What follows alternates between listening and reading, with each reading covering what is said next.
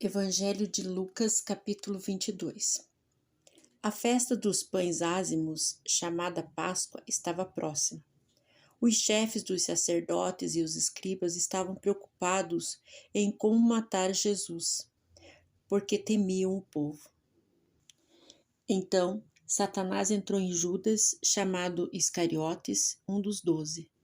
Este foi acertar com os chefes dos sacerdotes e os capitães sobre como lhes entregaria. Eles se alegraram e concordaram em lhe dar dinheiro. Judas concordou e esperava uma boa ocasião para entregá-lo, sem tumulto. O dia da festa dos pães ázimos chegou, quando se devia sacrificar o cordeiro pascal. Jesus enviou a Pedro e a João, dizendo: Ide preparai-nos a Páscoa para que a comamos. Eles lhe perguntaram: Onde queres que a preparemos?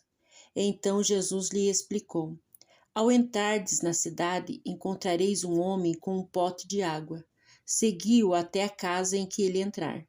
E dizei ao dono da casa: O mestre manda perguntar-te: Onde está o aposento no qual poderei comer a Páscoa com os meus discípulos? Ele vos mostrará um cenáculo espaçoso e mobiliado. Ali fazei os preparativos. Eles foram e encontraram tudo como o Senhor Jesus lhes dissera. Prepararam então a Páscoa. Quando chegou a hora, Jesus reclinou à mesa e com ele os apóstolos. E lhes disse: Tenho desejado ansiosamente comer convosco esta Páscoa antes do meu sofrimento. Pois vos digo que nunca mais a comerei até que ela se cumpra no reino de Deus.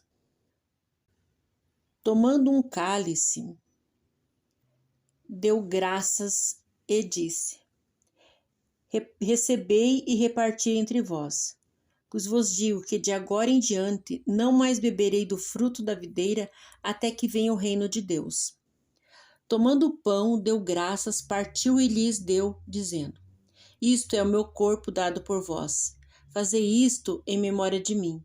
Semelhantemente, depois da ceia, tomou o cálice e disse: Este é o cálice da nova aliança em meu sangue, derramado por vós. Todavia, a mão do traidor está comigo à mesa. Porque, na verdade, o Filho do Homem vai conforme o que está determinado, mas ai daquele por meio de quem ele está sendo traído. Então começaram a indagar entre si: quem deles estava para fazer isso? Levantaram também entre si uma discussão sobre qual deles parecia ser o maior. Mas Jesus lhe disse: Os reis das nações dominam sobre elas, e os que exercem autoridade sobre elas são chamados benfeitores. Mas vós não sereis assim. Pelo contrário, o maior de vós seja como o menor, e aquele que dirige seja como o que serve. Pois quem é maior, quem se reclina à mesa ou quem serve? Acaso não é quem se reclina à mesa, pois eu estou entre vós, como quem serve? Vós sois os que tendes permanecido comigo em minhas provações.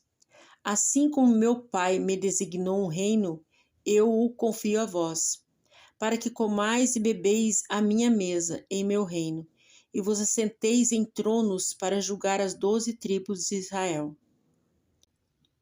Simão, Simão, Satanás vos reclamou para vós peneirar como trigo. Mas eu roguei por ti para que a tua fé não desfaleça. Quando te converteres, fortalece os teus irmãos.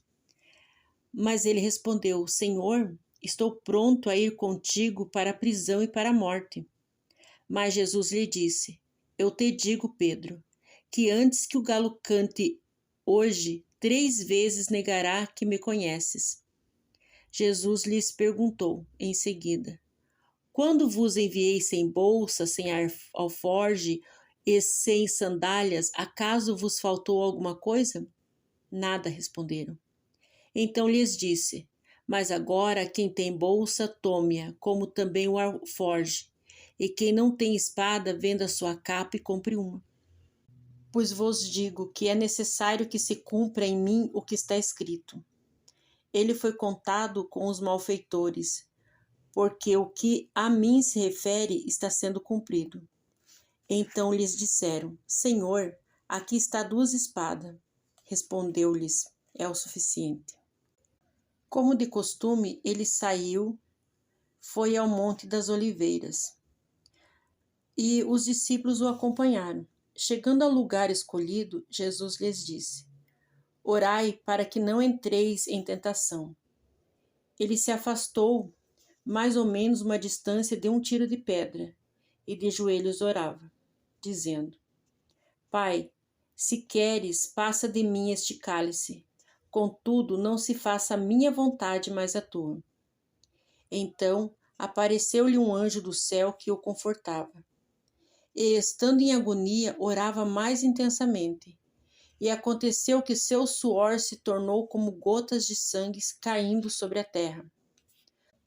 Quando se levantou da oração, foi até os discípulos e os encontrou dormindo de tristeza. E disse-lhes: Por que estáis dormindo? Levantai-vos e orai, para que não entreis em tentação. Enquanto ele ainda falava, uma multidão chegou, conduzida por Judas, que era um dos 12, que se aproximou de Jesus para o beijar. Mas Jesus lhe disse: Judas, com um beijo estás traindo o Filho do Homem? Os que estavam ao redor dele, vendo o que ia acontecer, perguntaram: Senhor, feriremos a espada? Um deles feriu o servo do sumo sacerdote, cortando sua orelha direita. Mas Jesus disse: Deixai, basta. E tocando a orelha dele, curou-o.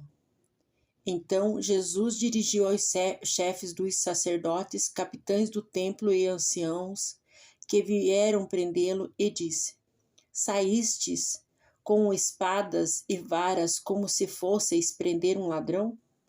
Eu estava convosco no templo diariamente, e não pusestes as mãos em mim.